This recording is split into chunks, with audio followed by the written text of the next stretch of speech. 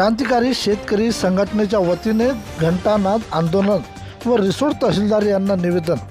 वाशिम जिल्ह्यातील रिसोड तालुका येथे 25 मे रोजी झोपलेल्या प्रशासनाला जाग आणण्यासाठी तालुक्यातील शेतकरी व सर्वसामान्य नागरिकांच्या विविध प्रलंबित प्रश्नांकडे प्रशासनाचे दुर्लक्ष होत असल्याच्या निषेधार्थ क्रांतिकारी शेतकरी संघटनेच्या वतीने दिलेल्या निवेदनाने शेतकरी व नागरिकांच्या मूलभूत प्रश्नावर प्रशासनाने तत्काळ कारवाई करावी, अन्यथा तीव्र स्वरूपाचे आंदोलन छेडण्याचा दिला इशारा।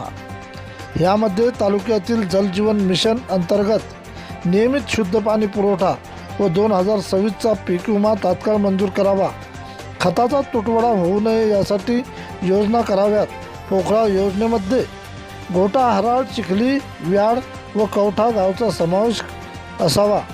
बाजार समितीमध्ये शेतकऱ्यांना लिलाव पट्टी द्यावी, सोलर कंपनीचे प्रलंबित सोलर पंप बसवण्यात यावे, घरकुलांना 5 ब्रास रेती देण्यात यावी, शेती कामासाठी डिझेल उपलब्ध करून द्यावे, पंचायत समितीमार्फत मिळणाऱ्या योजनांचे रखडलेले अनुदान त्वरित द्यावे।